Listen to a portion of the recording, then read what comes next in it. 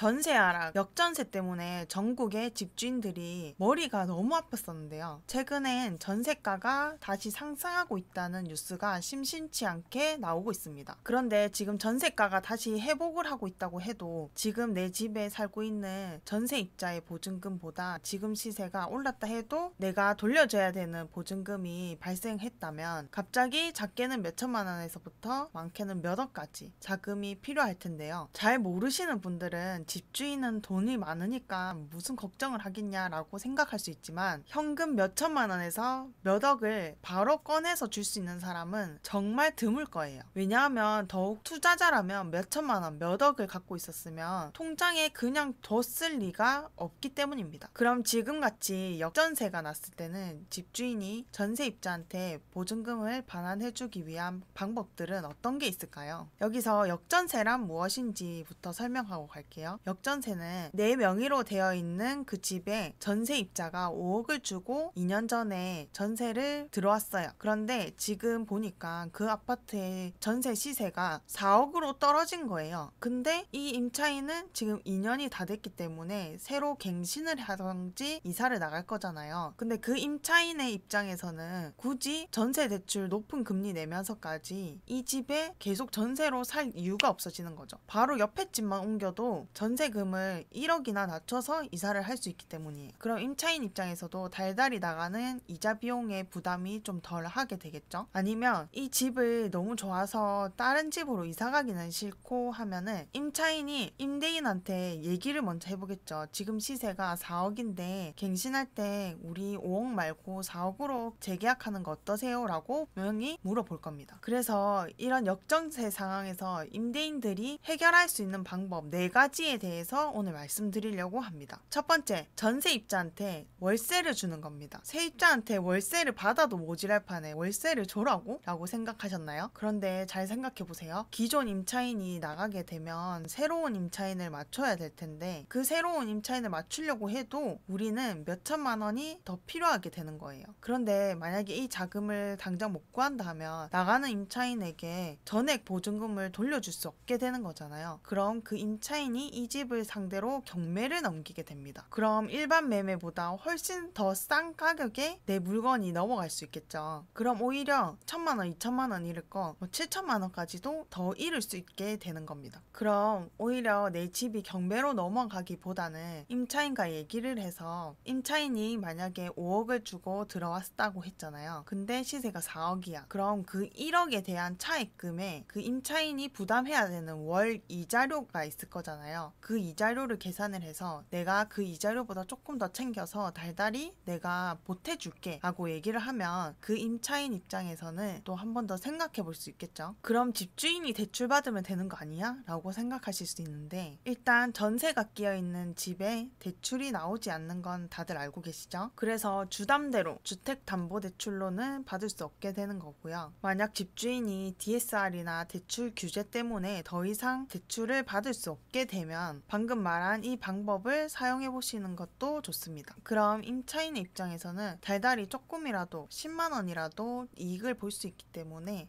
너무 안 된다 말할 거라고 단정 짓지 마시고 임차인에게 잘 얘기를 해서 서로 좋은 방식으로 나가면 어떻겠냐라고 얘기해 보시는 겁니다. 그런데 이렇게 서로 부탁을 하려면 평소에 임차인과 임대인의 사이가 좀 좋아야 됩니다. 두 번째 방법은 전세입자를 월세입자로 변환시키는 겁니다. 그리고 그 해당 집의 주담대를 일으키는 거죠. 이것 또한 기존에 있던 임차인과 얘기를 해서 전세를 월세로 변환하는 방법이 있고 아니면 새로운 임차인을 맞출 때 전세입자를 맞추는 게 아니라 월세입자를 구해보는 거예요. 요즘 전세 사기 때문에 전세 수요는 낮아지고 월세 수요는 더 높아지면서 월세 가격이 조금 더 올랐는데요. 그리고 아까 전세가 들어가 있는 집에는 대출을 일으킬 수 없다고 했는데 월세가 들어가져 있는 집이라면 방빼기라 해서 일부 금액을 제외한 금액에 대해서는 은행에서 대출이 나오게 됩니다. 이를 활용해서 전세를 월세로 바꿔보는 거죠. 세 번째는 투자처를 옮길 수 있는지 확인해 보는 겁니다. 지금 매매 가격이 많이 빠졌잖아요. 그럼 내가 갖고 있는 이 물건보다도 다른 지역에 더 좋은 물건이 이 지금 가격과 비슷비슷할 수가 있다는 거예요. 그럼 이 아파트를 지금 이참에 팔아버리고 더 좋은, 더 더 많이 오를 아파트를 그 돈으로 살 수 있게 되는 거죠. 대신 내가 산 금액보다 지금 시세가 많이 떨어졌다 하면 그냥 버티고 있는 게 제일 최선일 거예요. 그런데 내가 옛날에 샀기 때문에 지금 아무리 빠졌다 해도 내가 산 것보다 더 돈은 많이 벌었다라고 했을 경우에 이 방법을 쓸 수 있는 거죠. 그럼 이 물건을 팔고 시드머니를 획득해서 더 신축이라든지 더 입지 좋은 아파트로 갈아타게 되는 겁니다. 아니면 다른 동네에 있는 더 좋은 동네에 있는 아파트로 옮길 수도 있게 되는 거죠. 네 번째는 전세 반환 대출을 활용하는 겁니다. 요즘 하도 역전세 때문에 문제가 많아서 전세 반환 대출이 나왔는데요. 전세 반환 대출은 임대인이 임차인한테 보증금을 돌려줘야 되는데 이게 역전세가 나서 내가 바로 이 금액을 바로 줄 수 없어